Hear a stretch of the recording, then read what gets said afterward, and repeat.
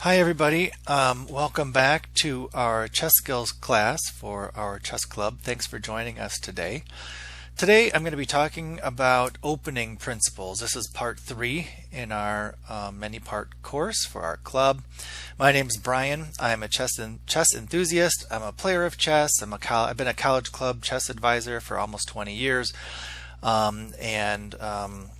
I don't know, I'm just an average player. I've been playing as I can. I'm not competitive at all. I really love chess, and I love teaching it to students who are beginners and intermediates. I play on chess.com. I'm at the 1200 to 1400 level, although I have been as high as 1700. I was playing a lot of tournaments in my earlier days on chess.com, but now I'm finding that over the many years that I've had a family, my rating does not get very high because I time out a lot. Like right now, I think my timeouts are at least 11%, and that's out of hundreds of games. Not hundreds of games. I have over 200 games that I'm playing. I play a lot of 3-day tournaments and also 3-day matches against other clubs. So anyway, this is just a little bit about me. I would like to give one pointer to our students. First of all, if you are one of our students, thanks for joining us. As you know, we meet in the library on Tuesdays. We meet in the library on Thursdays at 2 o'clock. If you are a guest, welcome. Anyone can join us. I'm glad you're here. And if you are a great chess player, please help me in helping our students. We're all learning, especially me. As I said, I've been a chess club advisor for over 20 years. I started somewhere in maybe 2004, maybe 2005, so not quite 20 years, I guess. My math is rusty, apparently. And anyway, so please join us, and if you are much higher rated than me, or just higher rated than me, please chime in and help. I would love your help. One thing I do want to tell the students, something that I've been doing for years, and I encourage you all to do it, is to keep a notebook or a journal. Whenever I take one of the Fritz Trainer courses, or if I'm watching a video, or I had a premium membership for a short time on chess.com that was gifted to me. Thank you very much, by the way. I do highly recommend chess.com to my students, and we have a presence on chess.com. So give us a look up. If you're not one of us, please join us. We are at Grand Rapids Community College. You can join our club anytime. Anyone can join. So as I was saying, please consider starting a journal whenever I, like I said, take a course or watch a video or take like a Fritz Trainer course. I always take notes as to what I learned, and a lot of the stuff that I present to the students and what I talk about, not just in the class, but also as I'm playing with them and teaching them, a lot of the stuff that I've learned comes from all of those things, comes from books, like from Yasser Seirawan has a wonderful book series, and I can talk about that if you're interested in a later video. I've watched many Fritz Trainers or chess-based DVDs by grandmasters and international masters. Some of the people that I watch regularly are Susan Polgar, Andrew Martin, Daniel King. He creates Power Play Chess. Levi Roseman, that's Gotham Chess. Ginger GM, who is Simon Williams. Eric Rosen. I love watching the videos from the St. Louis Chess Club. I highly recommend chess-based videos and the DVD series that they put out. The past ones and the new ones are fantastic, and I do talk about those to the students. And at some time, I'm thinking about creating a series on the chess-based DVDs that I have watched, and kind of, like I said, I go through and write notes every time I watch some videos from these DVDs, and I'm happy to share what I learned, not just from those videos, but from everything that I read. I am a researcher. I'm a librarian, and so I'm happy to serve as a lecturer and a teacher for you at this place in our chess development. So I also watch Chess Talk and Chess Vibes. I miss those too. Chess Vibes is Nelson Lopez. Great series. So let's talk about opening principles. This is the third part in our multi-part series, Chess Skills for Beginners and Intermediates.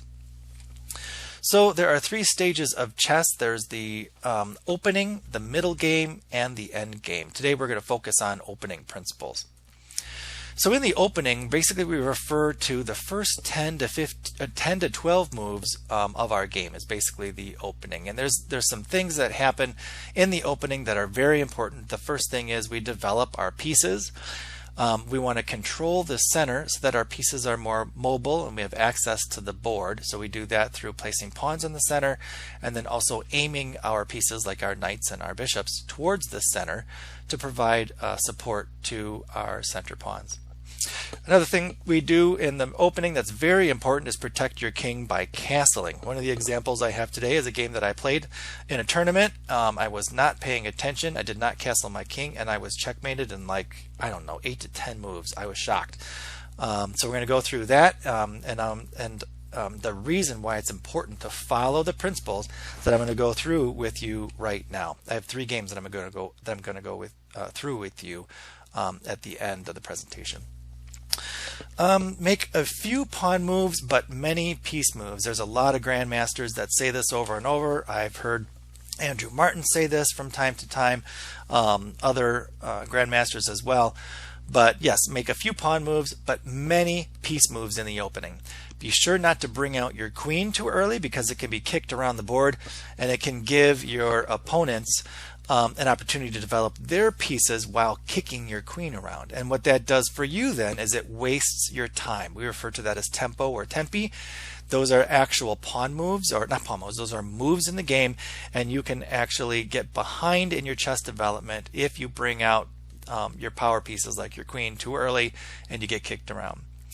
You want to make sure you create a strong and supportive pawn structure. We'll kind of go through that when I show you one of the openings that I've got in this presentation, and also be sure to connect the rooks, and I think I do that too in one of these videos. So what should you do in the opening? You should open with the center pawn. The first move that you make, a lot of us beginners and intermediates, we move either the e4, so that's the pawn in front of the king, or the d4, which is the pawn in front of the queen. Move that ahead 2 pieces. That way it's controlling a center. It's sitting in a center square, and it's controlling to it's also controlling center squares as well. So that's one thing you definitely want to do, is put a pawn in the center of the board, the first move of the game. Then you want to move your pieces to control your center. So what are your pieces? Your pieces are your knights, your bishops. For example, you want to get those out early in the game and you want to aim those towards the center of the board. Now establish a strong pawn structure, and those usually you can put pawns on a diagonal and you try to make a pyramid. And I'll actually show you in one of the games that I play the pyramid that really helps keep a nice fortified structure in my opening.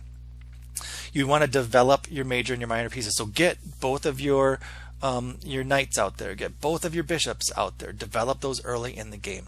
And finally, what else you want to do on this screen anyway, you want to keep your king and your queen protected in the opening. Again, one of the games I'm going to show you, I did not do that, and I lost the game.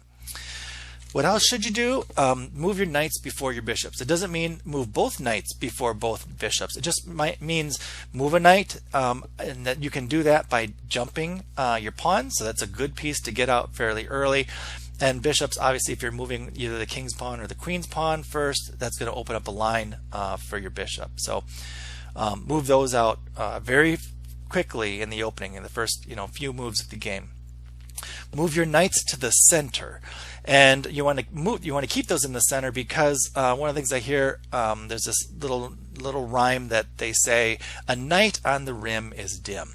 And what that means basically is if you've got a knight on the edge of the board, you can only control like half of the amount of squares that a knight normally would control in the center of the board. So keep your knights in the center of the board if you can. Also, knights are better in closed positions. What does that mean? So that means if there's a lot of pawns, say, and pieces that are out in the center of the board, knights can jump over those pieces pretty easily. Bishops cannot jump. They have to have open lines. So bishops work better in open positions. Knights work better in closed positions. Also, this is a great quote that I'm giving you from Andrew Martin. I've heard him say it on several of his DVDs.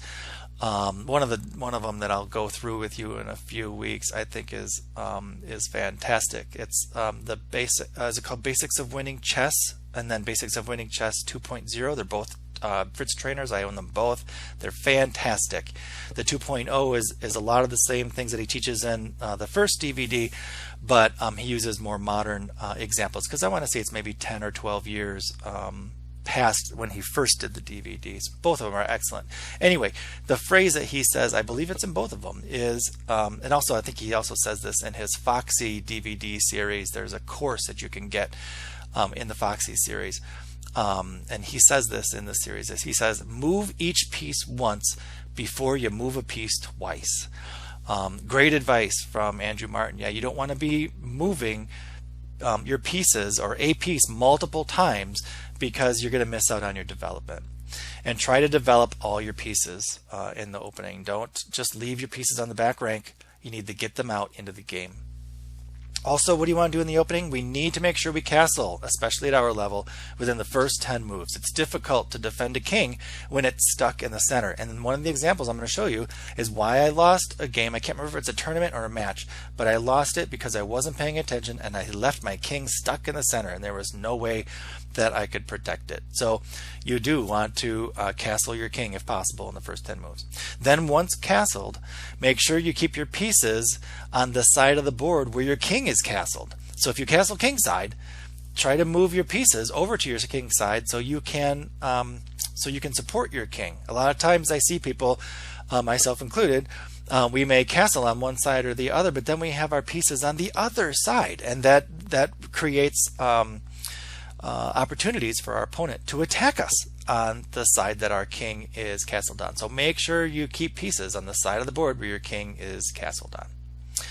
Also, if you are ahead in development and you have more pieces out than your opponent, open up the game and attack. It's a concept that I just learned. I can't remember where I learned it from, but yeah, if you're ahead in development and you have more pieces out, make sure you open up that game and attack your opponent.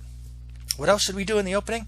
We should move our pieces off the back rank and connect your rooks. I kind of talked about this earlier, where we want to make sure that we move our pieces into the game. But also that allows us then to connect our rooks. What does that mean? That means that the rooks are on the back rank and there's no pieces in between them. So those rooks are connected. That has to happen though after you have castled your king. What else should we do? We should continue to occupy and control the center of the board in order to restrict our opponent. And we want to do that all through the opening. So make sure you occupy and control the center. Center, center, center. That's very important. And then also look for unprotected and hanging pieces. I can't tell you how many times I have seen where we're moving our pieces around and all of a sudden I'm able to grab or pick off a knight or grab a bishop because they weren't paying attention and they didn't have the piece protected. It was just out there by itself, unprotected. It was a hanging piece. So be sure you look for your opponent's hanging pieces and do that on your side too. If you have unprotected pieces, make sure you reinforce them and cover them with other pieces or pawns. When you're ahead in development, open up those lines so you can attack your opponent. What else should we do in the opening? When kings castle on opposite sides, so let's say we castle on the king side and our opponent castles on the queen side. We want to use our pawns and we want to pawn storm their king because we don't need those pawns to protect our king on the queen side because their king is castled on the queen side. So use those pawns on the other side of your board, pawn storm them up and try to attack the pawn structure in front of your opponent's king. Make sure in the opening, actually even during the middle game, make sure that we move rooks and the queen to open files. They have the most the best way to attack people for those two, the rooks and the queen, are to put them on open files.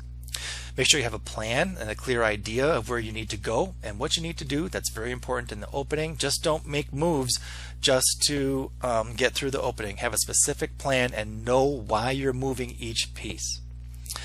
One thing that we will be doing in the future, I will talk a little bit about the two openings that I have prepared for today. I do play the Italian game quite a bit, and I've played the second one I'm using today is the London system. I've played, I don't know, probably a couple hundred games so far this year in the London system.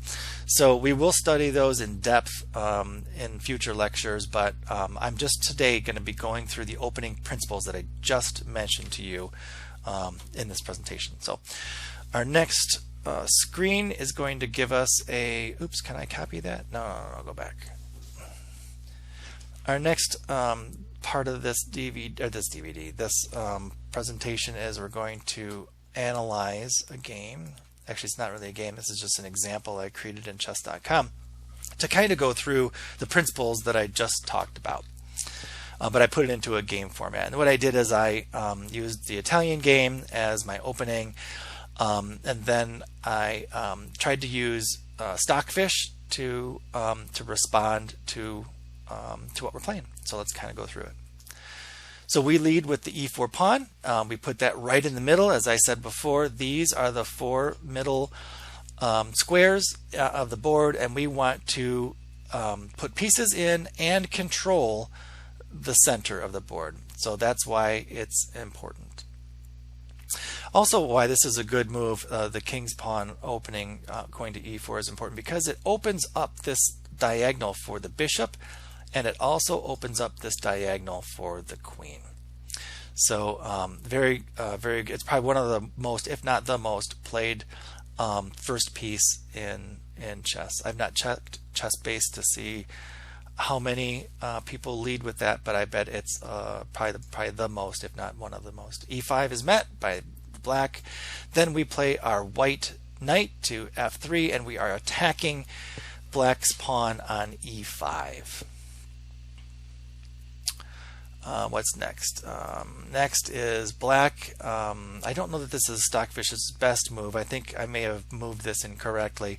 This is one way to protect that pawn. I think what Stockfish though said was instead of moving that pawn, move the knight out to c6 instead, because now black's knight is still covering the pawn on e5. We play bishop to what is that, c4. Again, this is known as the Italian game. What does this do? White develops their bishop, that's us, and we attack the f7 pawn. Yeah, what I'm trying to say here is this is a very weak pawn. It's in front of the king. It doesn't have a lot of protection. So we are trying to attack that pawn with our bishop. Okay, the next move is black moves its knight out to f6. They are playing the two knights defense against our Italian game. Now this knight is attacking our pawn on e4, so we need to deal with that. So what I did is I moved our d pawn out to d3. I did not check Stockfish to see if that's the best response. It may not be. The best response might be to move this knight out, but I chose to move the pawn to, like I said, d3. Black responds by moving the bishop out to b4. What that is doing is it's putting us in check, so we need to deal with that. So what I decided to do was I moved a pawn up to c3. Now we are attacking that bishop. So what they do is they roll. Black, or Stockfish, I think, said the best move is to either pull it back here, which I've seen people do constantly, or to pull the bishop somewhere along this diagonal. I question that because our next move is well, actually, we'll deal with that in a second. I decided to castle. That's one of the main principles. Like I said in the opening, I wanted to get that out of the way. I had no idea what Stockfish was going to do, so we castled. Then d6 is played by black, and we play out our bishop. What are we doing here? We are pinning the knight to the queen. So that is something that I wanted to do. I've seen that happen all the time. I've done it myself. And the next move is black pushes a pawn to a6. Now, what would have happened if instead of oops, instead of a6, let's see where I lost that. There it is. Instead of a6, what would have happened if black had wanted to fianchetto on the queen side instead? If you know what fianchetto is, you move this pawn forward and then you move the bishop to this square, and then you have a great little sniper attack going towards my king, this is a really nice. This square is really nice to put a bishop on with like these three pawns. That's called the fianchetto or fianchetto, depending on how you want to do it. But what happens if black decides to do that? Do you see a move that we could do to win a piece? This is what I came up with. If we move, and actually Stockfish says that too in this position, if we move our pawn up to here, we are now attacking this bishop and we have now trapped it. This is a tactic that we'll study later when we look at skewers and we look at pins and we look at discovered attacks and discovered checks and forks, that kind of thing. This is called a trap or trapping the opponent's piece. We are trapping the bishop to the square. It cannot move. So what would happen is they would take, we would take, and we would be up a piece for a pawn. In this case, they would take with their knight anyway, and they'd get another pawn back. But still, I'd be up rather. I'd rather have a bishop than two pawns, just for me. All right, so let's go back to this position. Actually, before that position, we moved this turn. We moved our knight to d2. Black's response is h6. Then we pulled our bishop back because I didn't want to lose it. Then this happens quite a bit. I've seen in games. I don't like this, and I'll show you why in a second. So now they're attacking our bishop again. I have to pull our bishop back one more time to g3. I don't want to get it trapped just like we did to black, but this I find very interesting. So Stockfish says to, did Stockfish say to castle? Yes. Stockfish's first move or best move, it's going down now. It was castling, but now it looks like bishop to b6 is better. But when I first looked at this, Stockfish said to castle, so that's what I did. But what I don't like about this is we've got these three squares are wide open for black's king. So I don't know. I'm not sure that I like that if I were black, but that's what Stockfish says is one of black's best moves. We push a pawn. Now here's a series of takes. Black takes, white takes, black takes, white takes, black takes, white takes. Now in this position, we just had a series of back and forths. I think it's pretty much equal. Yeah, we have each player has two pieces and a pawn. But what I didn't calculate was when we moved this queen here to d2, this square on e4 is unprotected. Remember earlier I said make sure you watch for hanging pieces or unprotected pieces. So black now gets to take that pawn for free basically. So now black is ahead by one piece. So yeah, I think I did play a few more moves in this scenario, but you kind of get the gist of what an opening looks like.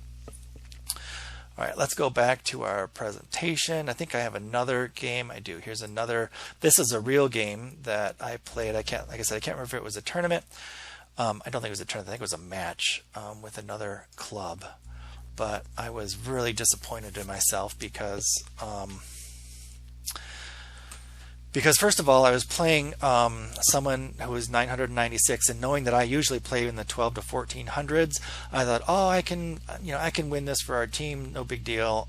So I had this mindset in that was, I think, part of the reason why I lost. And the gist of this is never underestimate your opponent, because they can, regardless of their rating, they could come back and win it. So again, I play the black pieces. They lead with e4. I play e5. They play the bishop. Does this look familiar? We just did this in the last Example, I play my knight out to attack their e4 square. They play their knight to attack our e5 square.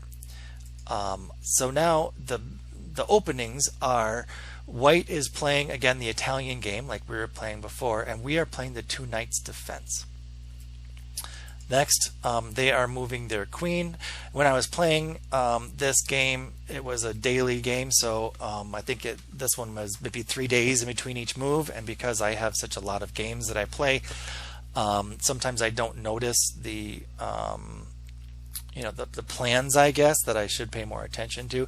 But when I did notice by them playing this move by their knight to g5, well, gee, that violates one of the opening principles, which is don't move the same piece twice in the opening. I also recognized that this move sets up white for what I think is a fried liver attack, where white can then move the knight on, what is that, g5 over to f2, and that means that they have now forked my queen and my rook. I'll have to look this up if the fried liver is actually between the king and the rook, or if it's the rook and the queen. If you know the answer, put it in the chat, in the comment section. Like I said, I'm still learning this stuff too, so I can use your help as I'm trying to teach our students. But that's what I recognize that move to be. So I remembered from, I can't remember if it was Levi Rozman, that's Gotham Chess, or if it was maybe Daniel King, or maybe it was Andrew Martin, I can't remember. But the best response to that fried liver is to what did I just do? D5. The best response to that is D5, pushing the pawn, not pushing, but taking the pawn to D5 up to sort of block this and encourage a trade. So that's what I did. E took, or the E pawn takes. I take with my bishop. I was not expecting this. The queen coming out to this. I thought, oh gee, they are violating the second principle in the game, which is don't bring your queen out too early in the opening. But I was not paying really much attention to that, because I was looking over on the right side of the board thinking, gee, if I could do what they were doing, move my knight here and then to here, then I can do what I thought they were trying to do, like this fried liver attack. Again, I don't know if that's what this is, an actual but it's an actual fried liver, but is like a fried liver, I should say. So that's what I was thinking at that time. And then for some reason I decided, yeah, I'm going to move that. Well, that was really dumb. That was a huge blunder. Because like I said, I was focused on this square, but I wasn't paying attention to white taking this pawn. It's protected and it puts me in checkmate, and that's exactly what they did. They did that and won the game. I was so disappointed. I was like, oh, I can't believe I did that. I know better than that. And this is another tip for you guys. Do not get too hard on yourselves. Yeah, we all make mistakes. We all blunder. Even the grandmasters do it. I saw a video, I haven't seen it posted recently, but a while back there was this video posted where Magnus Carlsen loses to the Scholar's Mate, or was something like that. But yeah, you get so focused on something in the game and you're not totally paying attention to your opponent, and boom, they come out of nowhere. Well, this wasn't not out of nowhere, but they execute a move and put you in checkmate and you didn't even realize it. So yeah, this game never made it into the middle game. It just sort of ended with a Scholar's Mate, or something like a Scholar's Mate, and I lost the match. So yeah, don't dwell on it, Brian. I know, I gotta work on it. So that's the second example. So what we discussed about today in class, after I showed that to the students, we had this little class discussion on what were the opening principles that I didn't follow. And we came up with a lot of great examples. Here are some that I just thought of before the class today. I moved my knight 3 times in the opening. Very bad. I didn't bring all my pieces into play. A lot of my pieces were stuck on that back rank, and I should have gotten them into the game.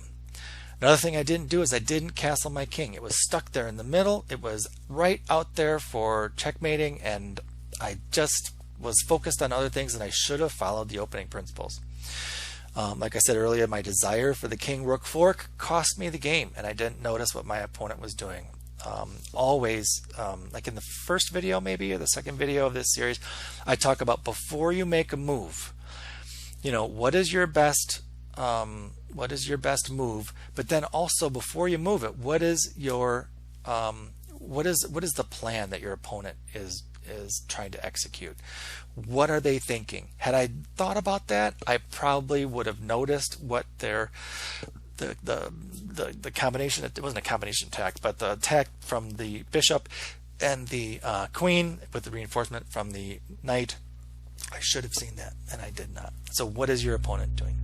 The other thing, and I kind of mentioned this before, don't underestimate lower rated players. There are some players out there that maybe they haven't played in a while, or maybe like me, they've timed out 50% of their games because they went on vacation, or maybe, they're like me, they have families and you can't play all the time. So, don't underestimate lower rated players, because they could figure out opportunities in your structure or in your development, and they can checkmate you later. So those are the things that I came up with. I do have one more game that I want to go through. This is another fast game. Not a lot of moves in this one. This was, I'm not sure if it was a tournament or if this was a, it wasn't a tournament. It looks like it was just a match between two of our clubs. But anyway, with this one, I was a little nervous because obviously my opponent is 1383, which is higher than I've been playing lately. So I was a little nervous as I played it. So let's kind of go through it move by move. So I lead with the queen's pawn up to d4. They respond with knight out to f6. We move the bishop out to f4. They move their pawn out to, e6. Now I move my knight out to f3. So as I said to you before, I've been playing a lot of the London system. I've been studying that. I've been watching a lot of the people that I've talked about, Levi Rosman, Ginger GM, who is Simon Williams, Eric Rosen has quite a few videos. I did start the, I shouldn't say I started, I played that entire chess.com series by Simon Williams on the London system. So I've been researching that, and so I've been playing it at the same time as I've been researching it. The next move by black is they push their pawn to, or move their pawn to d5.